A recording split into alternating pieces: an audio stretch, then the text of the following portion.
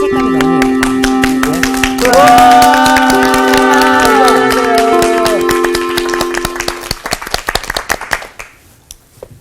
안녕하세요. 안녕하세요. 깜짝이야. 선생님이 한 분 앉아 계셔가지고. 네. 와, 상훈 씨, 네. 자켓이. 이 장모님이 사주신 옷이라서요. 멋있어요. 예뻐요. 감사합니다. 색깔도 예뻐. 어우, 학생답지 않은 복장을 하고 왔어요. 아니, 사실 교복 같지 않습니까? 그래요? 약간 그런 느낌인데. 그렇죠. 예. 네, 네. 넥타이 매고 싶은데 맞는 넥타이가 없어서. 기왕 상훈 씨하고 얘기했으니까. 네. 상훈 씨 성경 가운데 제일 좋아하는 성경이 뭐예요? 하박국입니다. 아니, 저 진짜 농담 아니고 하박국이에요. 하박국. 왜 그러죠? 우리가 배울 게 하박국이라서 하박국이 아니라 진짜 하박국 좋아합니다. 왜요?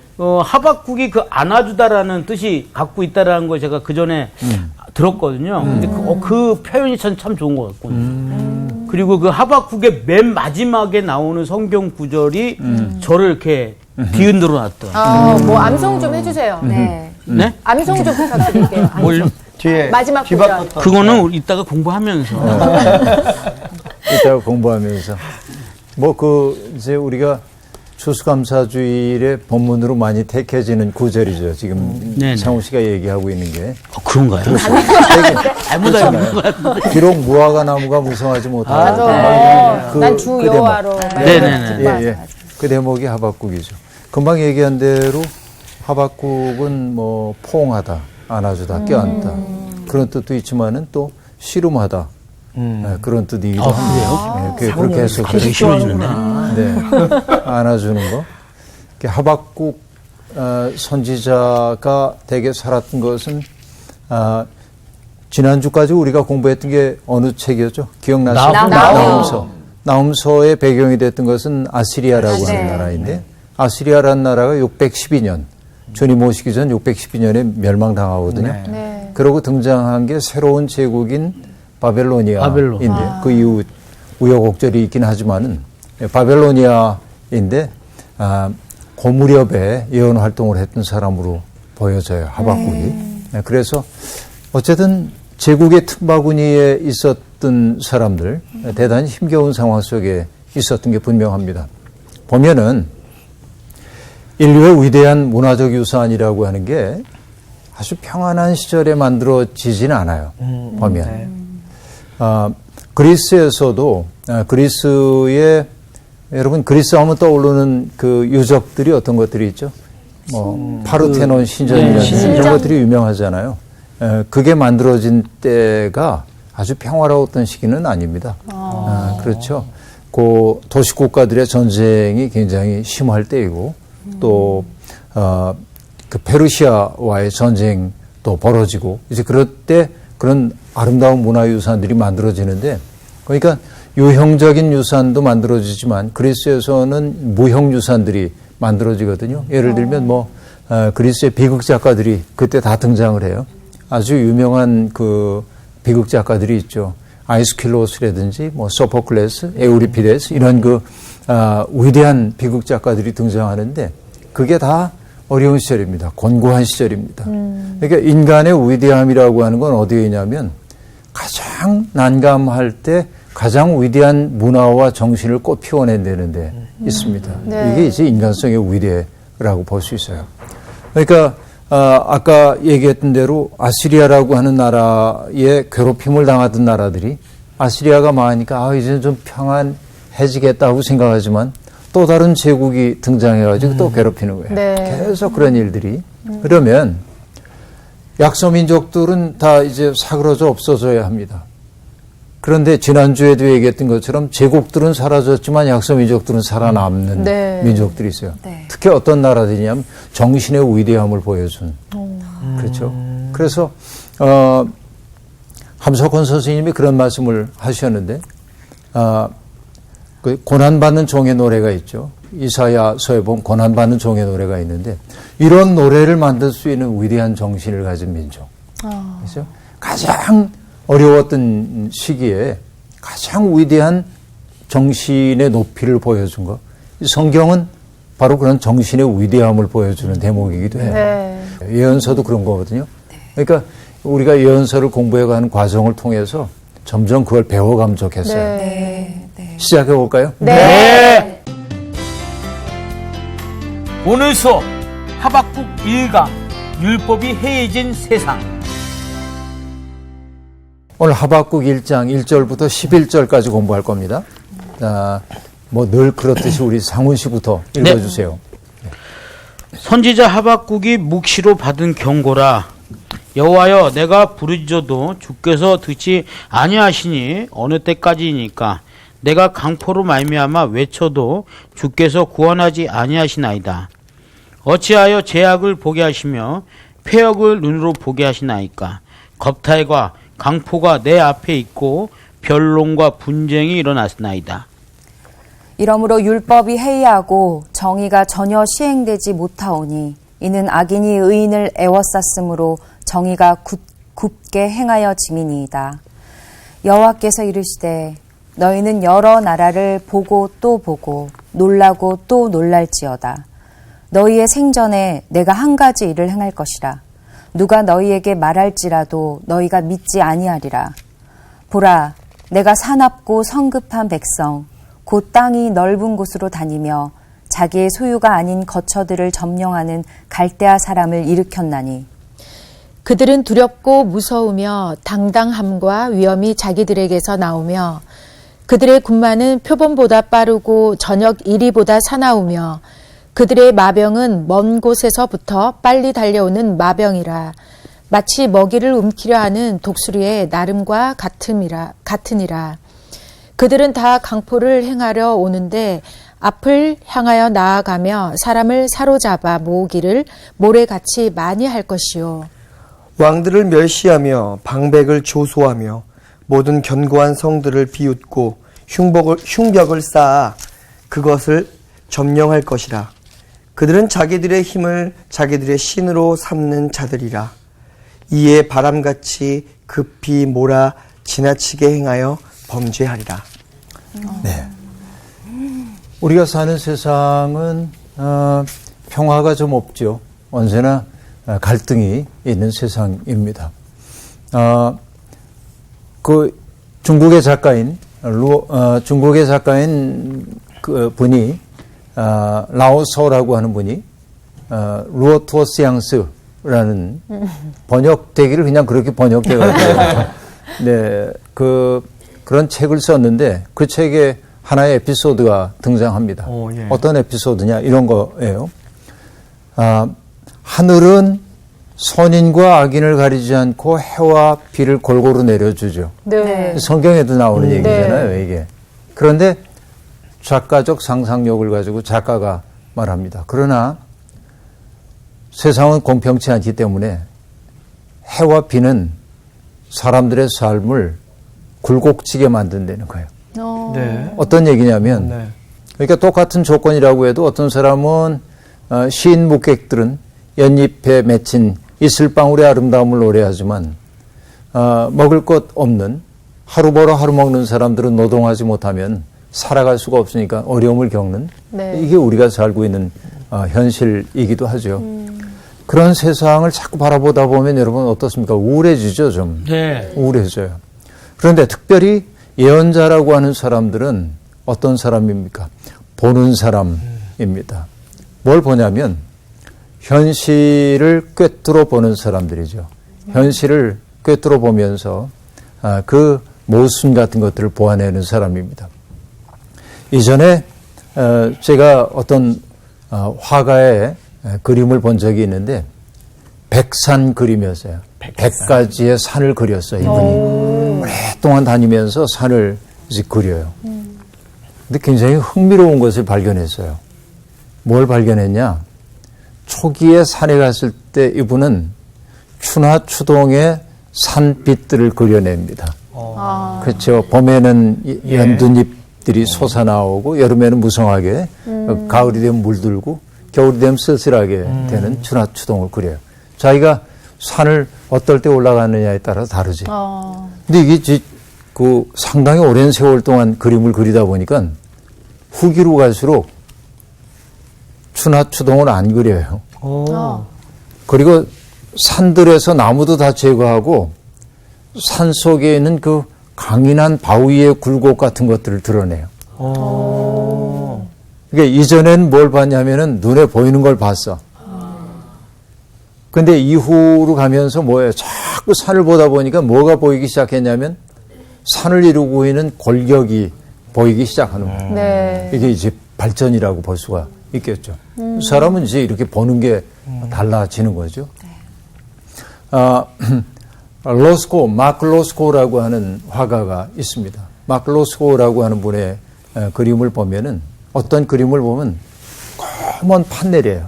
네. 그냥 검해. 이게 무슨 그림이야? 싶은 생각이 드는 거예요. 근데 그 판넬 앞에 사람들이 앉아서 명상을 해요. 왜 그럴까요? 눈앞에 아름다운 형태가 있으면 우리가 형태에 집중을 해요.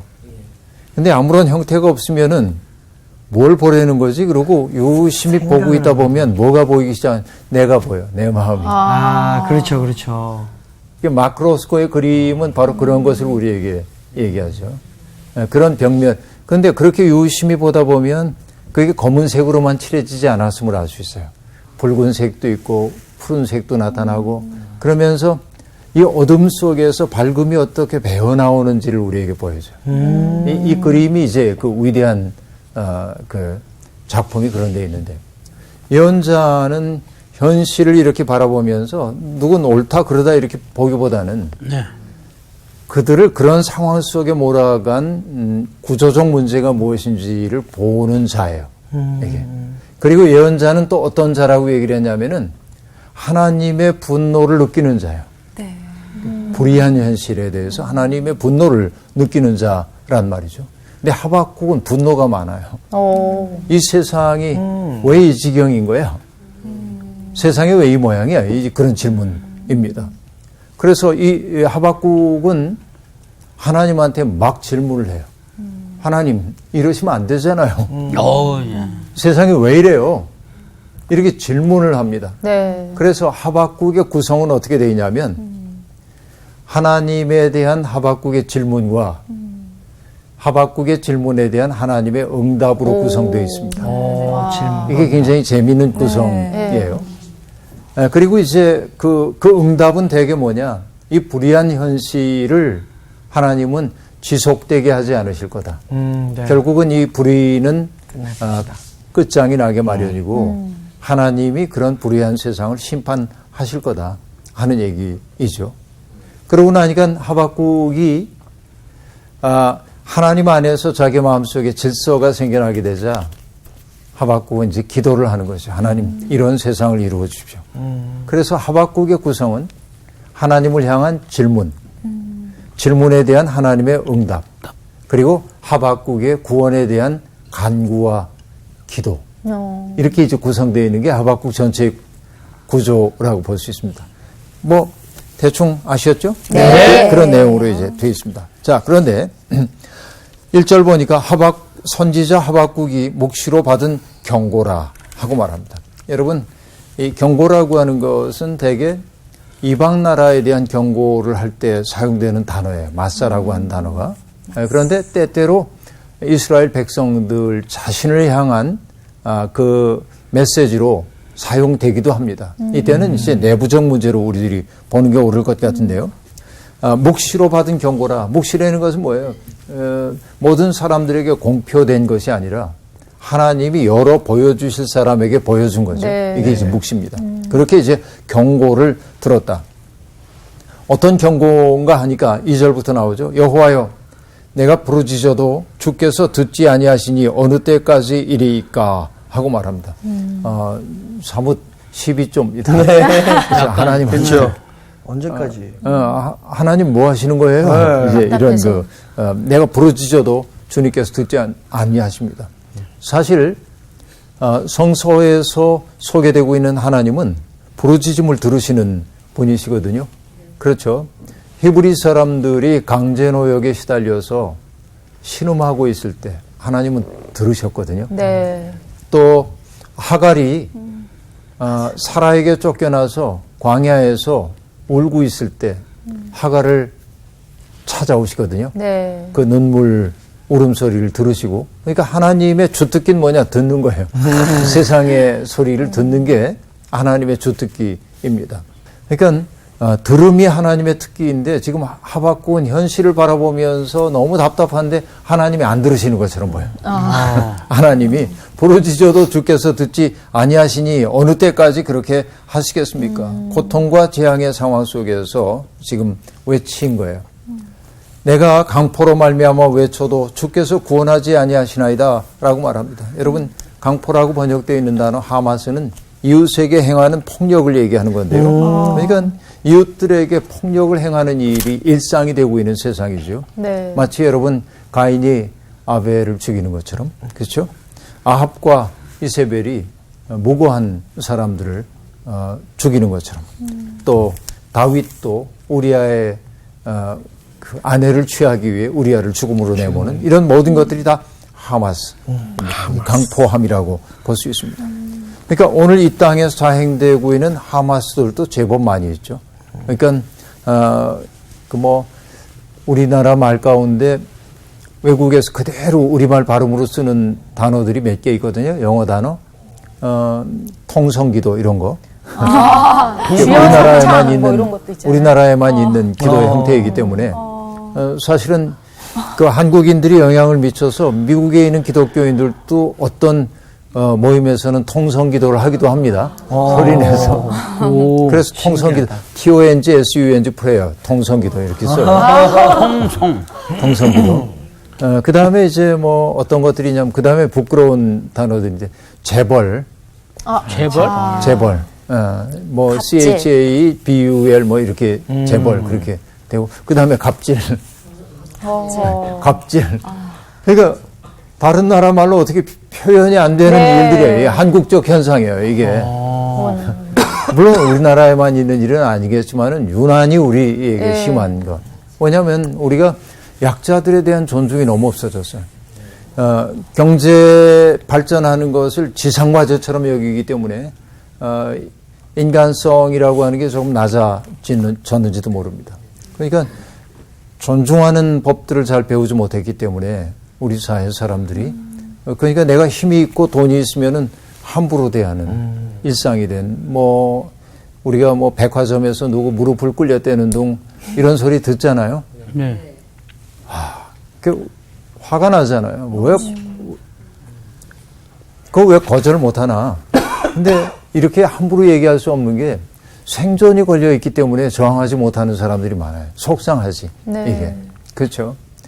어떨 때 보면은 뭐 교장 선생님이 그 교사에게 손바닥 내놓으라고 하고 이렇게 뭐 때렸다는 얘기도 나오고 그럼 화가 나요. 학생들 가르치는 교사들에게 제일 중요한 게 존엄이잖아요. 네. 근데 그게 훼손될 때 떨치고 일어나서 이건 아니라고 얘기할 수 있어야 되는데 내 그 생사 여탈권을 가지고 있는 사람 앞에서 한없이 약해지는 그런 인간의 모습 이제 고통스러운데 하마스가 너무 많은데 이런 강포함이 결국 우리가 이웃에게 행하는 강포함이라고 하는 거는 뭐냐면 폭력이지만 어떤 폭력이냐 하나님의 창조 질서에 대한 노골적인 반역입니다. 네. 왜?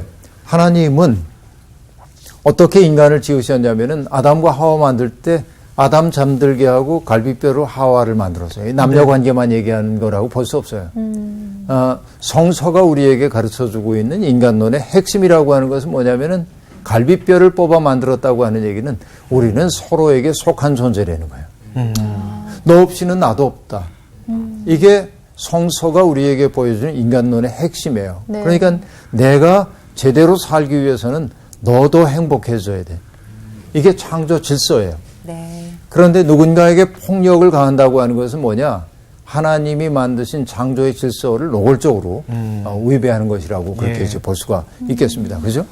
근데 이런 그 강포가 넘치고 있는 현실을 바라보면서 부르짖고 있는데 여기 하나님이 구원하지 않는 것처럼 보인다 하는 얘기입니다. 그래서 하박국의 그 투덜거림이 계속됩니다. 3절에 어찌하여 내게 죄악을 보게 하시며 패역을 눈으로 보게 하시나이까 겁탈과 강포가 내 앞에 있고 변론과 분쟁이 일어났나이다 하고 말합니다.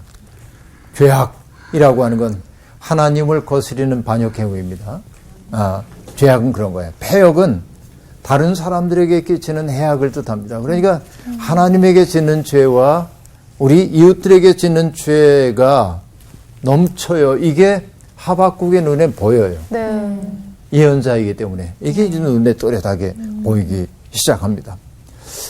하나님이 개입하지 않는 것처럼 보여요. 현실이 이러한 것은 하나님이 개입하지 않은 것처럼 보여요. 네. 그리고 뭐냐면 이것을 보지 않았다면 모르겠지만 예언자는 그 구조적인 문제를 보는 사람이니까 본자의 고독함이 또한 있단 말이에요. 이게 이제 그 하박국의 고통이라고 네. 볼 수 있습니다. 겁탈과 강포가 넘친다고 얘기하는데 겁탈이라는 게 반드시 성적인 문제만 얘기하는 게 아니고 압도적인 힘을 가지고 누군가를 무력화시키는 것들이 겁탈이에요. 이렇게. 그리고 강포라고 하는 건 뭐예요? 폭력으로 어떤 문제를 해결하려고 하는 일들이죠. 그러니까 힘이 정의로 여겨지고 있는 세상이란 말이지. 그래서 여러분 그 플라톤의 국가정체라고 하는 책에서 소크라테스하고 대화를 나누는 얘기가 등장하고 있는데 트라시마코스라는 사람이 얘기하는 거예요. 정의란 강자의 편익이다. 그렇게 말합니다. 이게 이제 왜곡된 세상의 모습이에요. 예, 예. 네. 그러니까 강자가 자기 좋을 대로 하는 게 정의처럼 인식되는 거예요. 그건 하나님의 정의가 아니거든요. 그렇죠. 네. 근데 우리의 현실은 마치 강자들이 하는 일이 다 옳은 것처럼 네. 이렇게 보이도록 구조화되어 있단 말이죠. 네. 그래서 이런 정의와 공의, 하나님이 계속 우리가 공부하는 겁니다만 이게 세상이라고 얘기할 때 하나님이 이 세상을 두 가지의 질서 위에 세우셨는데 타원형에는 초점이 두 개가 있죠. 원에는 하나의 중심이 있지만 두 개의 중심이 있는데 하나는 정의이고 또 하나는 공의인데 겁탈과 강포라고 하는 것은 정확히 역상이에요. 이게 뒤집은 거예요. 정의와 공의를 정확히 뒤집은 게 겁탈과 강포입니다.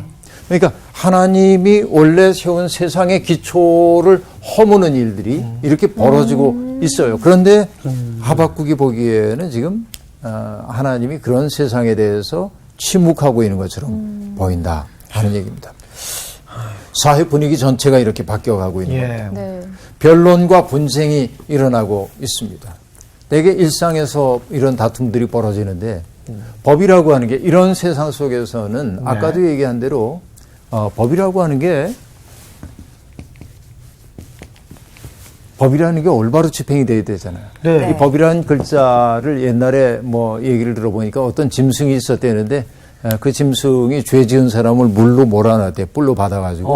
그래서 물수가 있고 발걸자가 있어요. 저게 지금 뿔이었군요. 네. 오호. 이렇게 그래서 어떤 받았네요. 사람들은 뭐 물이 흐르는 것처럼 자연스러운 것이 법이다 이렇게 얘기하고 있는데 어떻게 보면은 그 짐승이 그 죄 지은 사람을 뿔로 받아서 물로 보낸다는 게 맞을 수도 있겠는데 그게 맞을 것 같아요. 예. 법이라고 하는 게 옳게 집행이 돼야 되는데 예. 법도 늘 뭐냐면 강자들이 법을 독점을 하고 네. 그렇죠. 이렇게 됐을 때 겁탈과 강포가 넘치는 세상에서 사회적인 약자들이 속절없이 유리 나갈 수밖에 없는 상황 네네. 된단 말이죠. 그것을 4절이 요약을 했어요. 뭐라고 요약하냐? 이러므로 율법이 해이하고 정의가 전혀 시행되지 못하오니 이는 악인이 의인을 에워쌌으므로 정의가 굽게 행하였음이니이다 라고 말합니다. 자, 율법이 해이해졌다는 얘기는 뭐죠? 하나님이 당신의 백성들이 살아가야 할 삶의 원리로 주셨던 그 하나님의 법이 이제는 작동되지 않게 됐다. 힘이 없어졌다. 힘이 없어졌어요. 율법이. 근데 율법이라고 하는 게 율법의 핵심을 여러분 출애굽기에 등장하고 있는 율법의 핵심을 어떤 분이 한마디로 요약을 했습니다. 그건 뭐냐? 가난한 이에 대한 우선적 관심. 그렇게 말해요. 예. 가난한. 여기에서 가난하다는 말은 물질적인 가난함만 얘기하는 게 아니라 네. 자기의 권리를 누리지 못하는 사람. 네. 또 이때의 가난함이란 제도의 보호를 받지 못한다든지 네네. 나그네가 되었기 때문에 도와줄 사람이 없는 모든 소외 계층들을 얘기하는 것인데 가난한 이들에 대한 우선적 관심이에요. 우선적. 그래서 성경은 약자들 율법이라고 하는 게 항상 힘 있는 사람들이 힘없는 사람들을 배려해주고 네. 어떻게 가야 하는지를 일깨워주고 있어요. 그러니까 이것을 지킬 때 생명이 있는 거죠. 네네. 그런데 이렇게 겁탈과 강포가 넘치는 세상에서는 결국 뭐냐면은 율법이 해이해졌다. 그게 더 이상 작동되지 않는다. 그 결과는 뭡니까? 정의가 전혀 시행되지 않는다 하고 말하고 있습니다. 이런 세상에서는 악인이 의인을 에워싸고 있고 의인들이 그래서 길을 펴지 못하는 네, 그런 기죽어 상황 속에 있다는 겁니다. 안타까운 일이죠. 근데 여러분, 우리나라에서도 이것이 우연 심사를 받았나 아마 그렇게 알고 있는데 장발장 법이라는 거 들어보셨나요? 장발장법. 아, 네?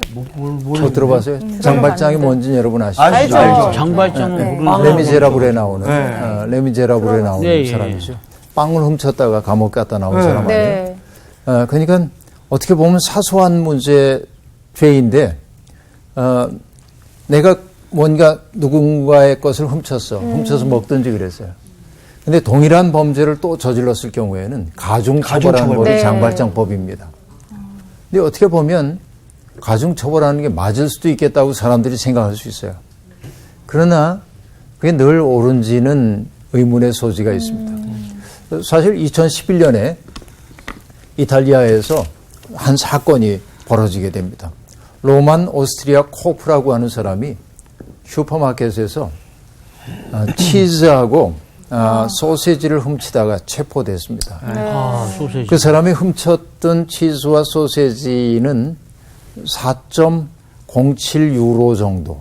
그러니까 요즘 돈으로 하면 7,000원? 7,000원 정도? 이 정도를 훔쳤어요. 그래서 체포당해가지고 재판을 받았습니다. 근데 재판이 무려 5년 동안이나 갔어요. 5년이요. 근데 정말. 대법원에서 결국 무죄 선고를 합니다. 이 사람이 그걸 훔친 것은 분명한데 뭐냐면 그의 행위 자체에 초점을 맞추기보다 그가 그런 행위를 할 수밖에 없었던 배경에 초점을 맞춰서 판결을 했어요. 그때 대법원이 했던 얘기가 이런 얘기입니다.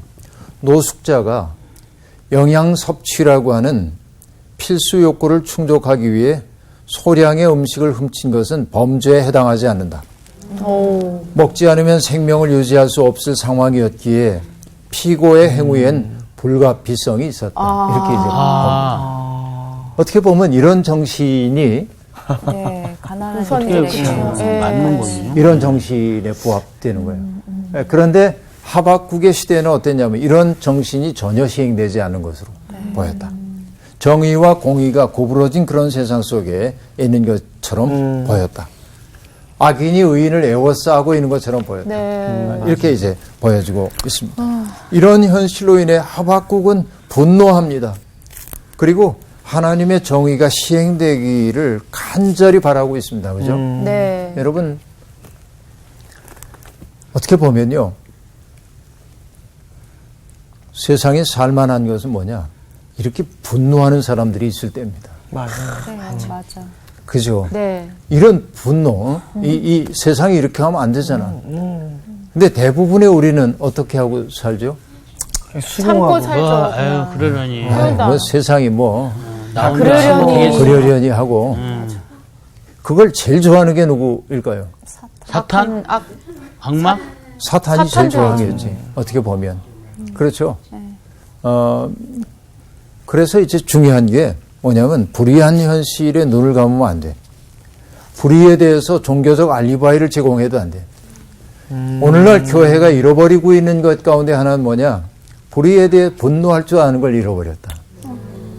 그냥 우리끼리 그냥 이렇게 예수 잘 믿고 하나님 잘 믿고 복 받고 우리 구원받은 사람이고 이렇게 이제 사는데 사실 성서가 우리에게 요구하고 있는 건 뭐냐면 함께 살고 있는 세상에서 하나님이 우리에게 함께 살라고 지어주었던 이웃들이 인권을 누리지 못하고 산다든지 불의의 희생자가 되고 있을 때 교회의 존재 이유는 분노하는 데 있어요. 하박국처럼.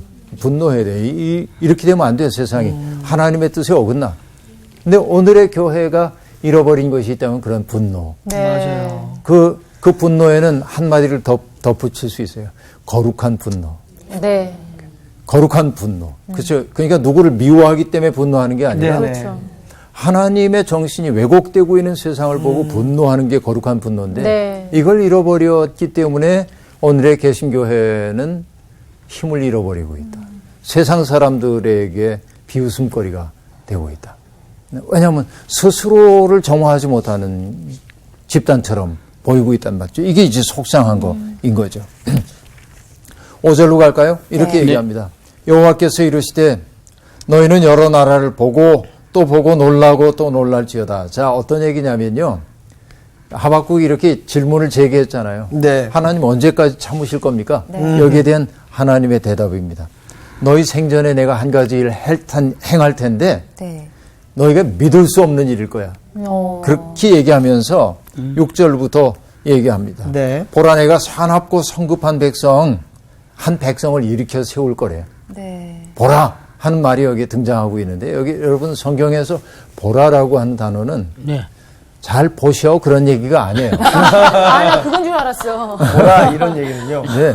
이게 뭐냐면 반드시 일어날 일을 임박한 현실을 얘기할 때 그 급박함을 얘기하기 위해 쓰는 단어예요. 네. 아. 보라 이제 이 일이 아주 급박하게 일어날 거라는 거예요.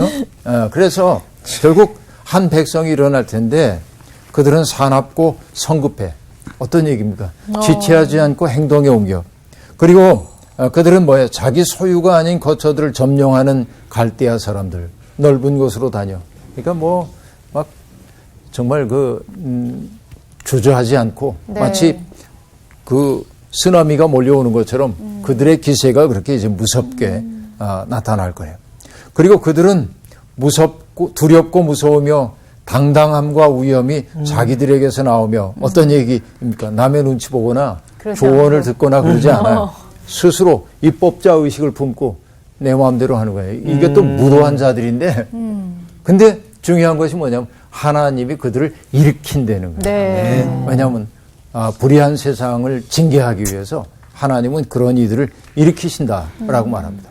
자, 이건 압도적인 무력을 가지고 있는 존재들이기 때문에 세상을 다 파괴할 것처럼 보이지만은 하나님의 질서 안에 있는 거야. 네. 그것도 이렇게 얘기합니다. 그 다음에 그들은 다 강포를 행하러 오는데 앞을 향하여 나아가며 사람을 사로잡아 모으기를 모래같이 많이 할 것이요. 강포를 행하러 온다는 말은 네. 강포한 세상을 징치하기 위해 온다라고 해석될 수 있어요. 아. 지금 하박국이 보고 있는 그 사회는 겁탈과 강포가 넘치는 세상이에요. 네. 근데 이 세상을 심판하기 위해서 하나님의 한 민족을 일으켜 세웠고 그들이 와서 뭐 하니까 강포를 징치하기 위해 강포를 들고 오는 거야. 와. 아하.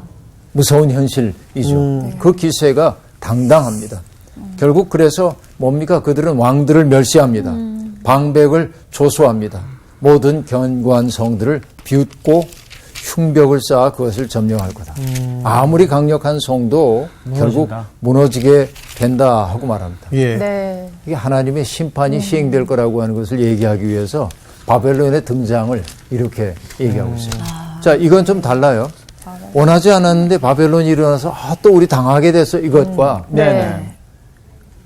우리가 자체 내에 가지고 있는 어떤 불의함 이게 해결돼야 하는데 네. 하나님이 이것을 해결하기 위해 이들을 일으켜 세웠다는 건 다르죠. 하나님의 섭리 안에서 벌어진 일로 보고 있기 때문에. 자, 네. 그 다음 마지막 구절. 그들은 자기들의 힘을 자기들의 신으로 삼는 자들이라. 이에 바람같이 급히 몰아 지나치게 행하여 범죄하리라 하고 말합니다. 여러분 이거는 좀 애매한 구절이긴 합니다. 예, 예. 두 가지의 번역이 다 있는데요. 먼저 가톨릭 성경은 이걸 이렇게 번역을 했습니다. 그러나 제 힘을 하나님처럼 여겨 죄를 지은 자들 그들은 바람처럼 지나가 사라지리라 라고 얘기하므로 이 하나님의 심판의 도구로 선택받은 바벨로니아가 결국은 지나치게 자기를 믿었기 때문에 결국은 사라질 거다라고 말하는 것으로 해석을 하고 있어요. 새 번역은 이렇게 번역하고 있습니다. 그러나 제 힘이 곧 하나님이라고 여기는 이 죄인들도 마침내 바람처럼 사라져서 없어질 것이다 라고 말합니다. 이게 재밌는 거예요. 그러니까 자 여기 불의가 있어. 불의한 세상이야. 이걸 징계하기 위해서 하나님이 바벨론을 세우셨어요. 네. 여기 쳐 이제 심판하는 거죠. 그런데 이 바벨론은 또 자기들의 한계가 뭔지를 몰랐어. 스스로를 신으로 여겨요. 네. 힘을 신으로 숭상하는 자들이에요. 근데 그들의 결국이 어떻게 된다고요? 바람처럼 사라지고 말 거다. 그들이 가장 강력하다 할지라도 네. 결국은 사라지고 말 거다. 여러분 이게 예언자들이 보여주고 있는 압도적 비전입니다. 그러니까 보면 우리를 괴롭히고 있는 현실이 있고 또 여기 압도적인 무력을 가지고 있는 자들이 있는데 어떡하지 하는 게 아니라 그들도 때가 되면 쓰러질 수밖에 없어. 해가 떠오르면 쓰러지는 이슬처럼 네. 이것도 아무것도 아니야. 그러니까 여러분 결국 하박국서가 오늘 지금 우리에게 들려주고 있는 얘기는 뭡니까? 어떤 경우든 힘을 정의로 여기는 사람들은 하나님의 심판을 자초하게 마련이다. 그러니까 하나님의 징계의 도구로 선택받은 자들이 지나치게 자고할 경우에 네. 그들 또한 어허. 사라져버리고 말 것이다 라는 비전을 보여주고 있습니다. 그러니까 예언자는 아까 얘기한 대로 꿰뚫어 보는 사람인데 하박국은 바로 그렇게 꿰뚫어 보면서 우리에게 어떻게 살 것인지를 묻고 네. 있습니다. 그럼 이제 정반대로 역상으로 우리가 생각을 해야 하겠죠. 예. 우리가 심판을 면하기 위해서는 정의와 공의를 맹렬하게 추구해야 하겠고. 예. 네. 그렇죠. 여러분, 이거를 추구하지 않은 신앙생활이라는 게 공허한 생활이에요. 나의 욕망. 여러분, 늘 하는 얘기지만 인간은 욕망 없이는 살 수 없습니다. 인간 속에는 결핍이 있기 때문에 욕망이 있는 거예요. 뭔가 결핍되죠? 결핍이라고 하는 건 채워지기를 원합니다. 늘 채워지기를 원해요. 그러나 인간의 욕망의 특색이라고 하는 게 뭐냐면 만족이 없어. 아, 맞아요. 그렇죠. 왜 그럴까? 정말. 너무 명쾌해요. 그게 인간이죠. 만족이 없어요. 이 결핍 때문에 욕망이 발생하는데 여기엔 만족이 없어요. 찰만자가 없어 여기. 네. 차질 않아. 그러니까 늘 영원한 결핍 속에 살게 되는 거예요, 인간이. 네. 그러니까 결핍되어 있기 때문에 뭘 해야 되냐면 채워야 하니까 욕망은 늘 배타적이에요. 네. 아. 다른 사람과 뭔가 나눌 수가 없어요. 그렇죠? 욕망은 배타적이에요. 배타적이라고 하는 얘기는 뭐죠? 내 욕망을 채우기 위해서는 저 사람이 없어져야 돼. 그래서 폭력적이 되는 거예요. 네. 갈등이 생겨나고. 그러나 정의와 공의를 추구한다고 하는 것은 뭐냐? 나의 채워지지 않은 결핍이 여전히 있으나 이 결핍에도 불구하고 나누고.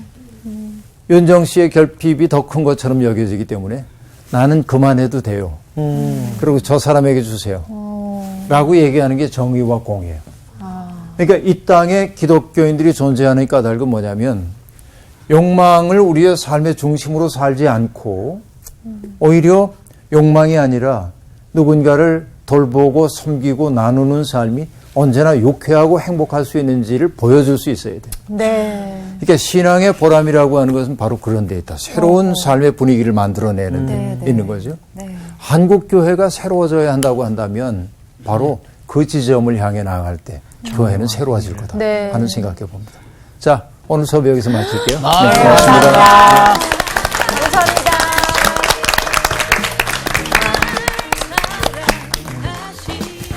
아, 진짜 오늘 수업 통해서 그동안에 결핍된 것들이 아주 막 꽉꽉 채워지는 기분이에요, 지금. 많이 결핍됐나 봐요.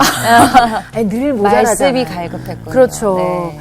그리고 왜 그런 단어가 생각이 났어요. 우리가 받을 때 행복보다 줄 때 행복이 더 크잖아요. 맞아요. 정말 바로 우리가 이렇게 나누는 그런 삶을 살 때 꼭 뭐 비싼 거나 뭐 물건을 나누기보다도 정말 내 마음에 있는 뭐 사랑, 특히나 그 예수님의 사랑을 우리가 실천하고 나누는 게 오히려 더 결핍된 부분들을 더 채워지는 우리에게 더 감사가 넘치는 그런 삶이 되지 않을까 하는 생각이 들었어요, 진짜. 저는 되게 막 오늘 되게 어쩔 수 없잖아 라고 했던 일들이 좀 많이 있잖아요. 뭐 이렇게 해야 되는데 그래도 어쩔 수 없지. 뭐 아까 또 겁탈과 강육 이런 것들, 강포 이런 것들이 왔을 때도 어쩔 수 없잖아 라고 그냥 넘어갔던 제가 있었거든요. 근데 정의와 공의를 향해서 한 걸음 더 내고 어쩔 수 없는 게 아니라 우리 용기를 내야 돼, 더 나아가야 돼, 이렇게 희망을 주시는 것 같아요. 네, 맞네요. 나도 오늘 말씀 들으면서 정말 영혼 납작한 게 아니고 영혼을 정말 풍성하게 하는 그런 삶을 살아야겠다는 생각을 했어요. 맞아요. 네. 이번 주 퀴즈입니다. 이스라엘이 아간의 범죄 때문에 전쟁에서 패한 곳은 어딜까요? 1번 기브온, 2번 아이, 3번 여리고. 정답을 아시는 분은 CBS 성서학당 홈페이지에 정답을 올려주시거나 우편으로 보내주시면 됩니다.